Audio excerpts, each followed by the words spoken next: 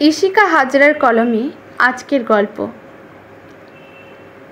চোখে জল থাকলেও শর্মিষ্ঠা দেবীর রক্তমাখা মুখে আনন্দের হাসি ফুটে উঠেছে।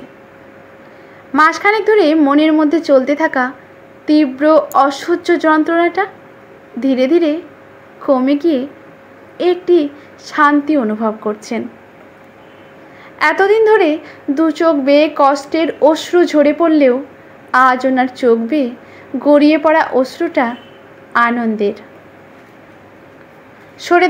সরে দাঁড়ান বলছি, এদিকে কেউ এগিয়ে আসবেন না। তমাল সবাইকে দূরে সরে দাঁড়াতে বলো। একজন পুলিশ অফিসারের চিৎকারে উনি জলে ভেজা লাল চোখ দুটো তুলে আকাশের চারপাশে। নারী, পুরুষ, বাচ্চাদের ভিড়ের মধ্যে সকলের কৌতূহলী ভীত চোখ শর্মিষ্ঠা দেবীর ওপর নিবদ্ধ। পুলিশ অফিসাররাও সকলে ব্যস্ত হয়ে ওনার চারপাশে পাহারা দিচ্ছেন। দৃশ্যটা দেখে হাসি পায় ওনার।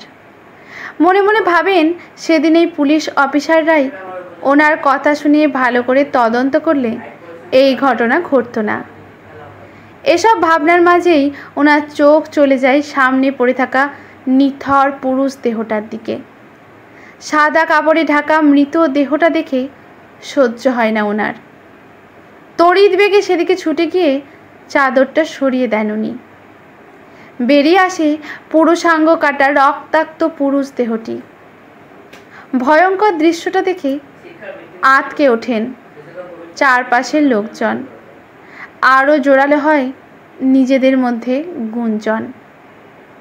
লেডি কনস্টেবলরা ওনাকে ধরে আটকাতে গেলে উনি ক্ষিপ্ত গতিতে নিজেকে ছাড়িয়ে নিয়ে চিৎকার করে ধরা গলায় সকলের উদ্দেশ্যে বলে উঠলেন, কি লোকাতে চাইছেন এখন আপনারা?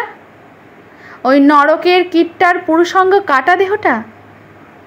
যদি সেটাই লোকাতে চান তাহলে বলি, ওটা করার দরকার নেই।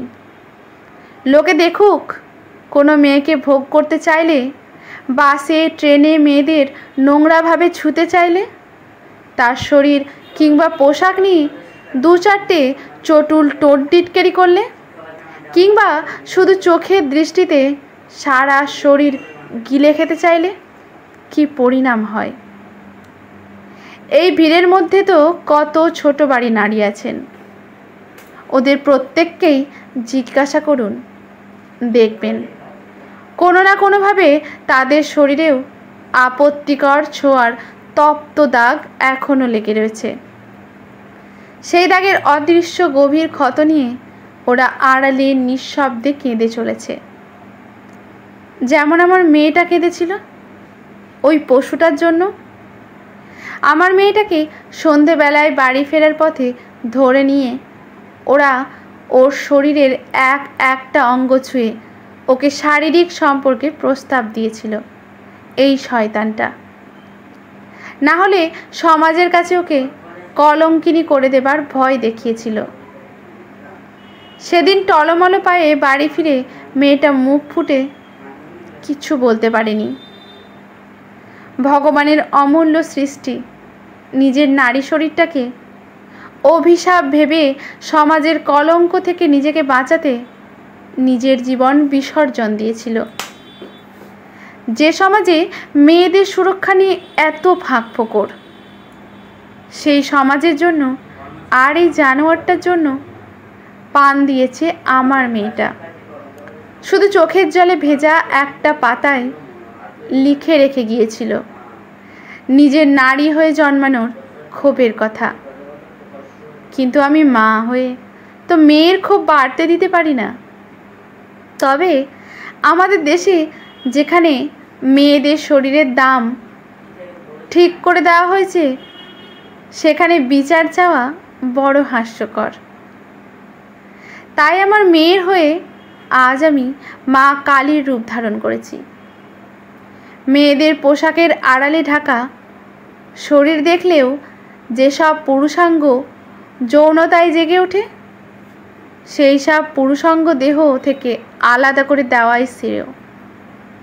এই যেমন আজ আমি মা কালীর রূপ ধারণ করে সমাজের একটা নরকের কীটকে ধ্বংস করেছি। কাল আরও 2জন নারী জেগে উঠবে, আরও 4টে নরকের কীটকে ধ্বংস করবে। জানি একদিকে সব সম্ভব নয়, তবে একদিন সব নরকের কীট ধ্বংস হবে। মেয়েরাও নিশ্চিন্তে পথে বেরোতে পারবে। আর আমার মেয়েটা। কথাটা শেষ করতে পারলেন না উনি। নিজের মুখ দুহাতে ঢেকে ডুকরে কেঁদে উঠলেন। তারপর আকাশের দিকে তাকিয়ে চিৎকার করে বলেন, ভগবান, পরের জন্মেও আমার মেয়েকে বিদ্রোহিণী করে আমারই কোলে পাঠিও। এটা এই মেয়ে হারা মায়ের তোমার কাছে প্রার্থনা। আজকের গল্পটি এখানেই সমাপ্ত। ভালো লাগলে লেখকের প্রতি লাইক, শেয়ার, কমেন্ট করে শ্রদ্ধা জানাবেন। ইউটিউব থেকে দেখলে চ্যানেলটি সাবস্ক্রাইব করে বেল আইকনটি বাজিয়ে দেবেন, যাতে গল্প পোস্ট করার সঙ্গে সঙ্গেই নোটিফিকেশান পৌঁছে যায় আপনাদের কাছে। ফেসবুক থেকে পোস্ট দেখলে পেজটা ফলো করে নেবেন।